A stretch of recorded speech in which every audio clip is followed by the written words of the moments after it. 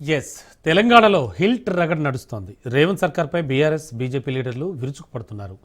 Greater Hyderabad చుట్టూ ఉన్న వేల ఎకరాల విలువైన పారిశ్రామిక భూముల్ని కాంగ్రెస్ ప్రభుత్వం హిల్ట్ పాలసీ పేరుతో రియల్టర్లకు దోచిపెడుతోందని విమర్శిస్తున్నారు.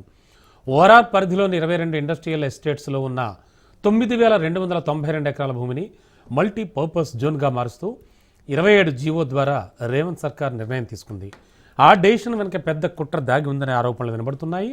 బహిరంగ మార్కెట్లో ఎకరం భూమి 150 కోట్లు పలుకుతూ ఉంటే కేవలం 30% ఎస్ఆర్ఓ రేటు కట్టి ల్యాండ్స్ సొంతం చేసుకునేలా నిబంధనలు పెట్టడంపై అనుమానాలు వ్యక్తమవుతున్నాయి. ప్రభుత్వ ఖజానాకు రావాల్సిన ఆదాయం గల్లంతవుతోందని, ప్రజాధనం రియల్టర్ల జేబుల్లోకి వెళ్తోందని ప్రతిపక్షాలు వాదిస్తూ ఉన్నాయి.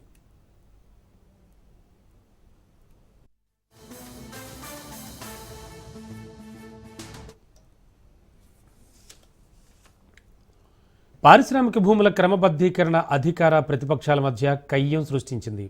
పారిశ్రామిక వాడల్లో ప్రస్తుతం నడుస్తున్న పరిశ్రమలు అసలు ఎన్ని, ఆయా పరిశ్రమలు తీసుకున్న భూముల విస్తీర్ణం ఎంత, వాస్తవంగా వాళ్ళు వినియోగిస్తున్న విస్తీర్ణం ఎంత, ఖాళీగా ఉన్న భూముల విస్తీర్ణం ఎంత, ఈ ప్రశ్నలకు ఇప్పటికీ సమాధానమే దొరకట్లేదు. అలాగే ఎంత కాలంగా పరిశ్రమలు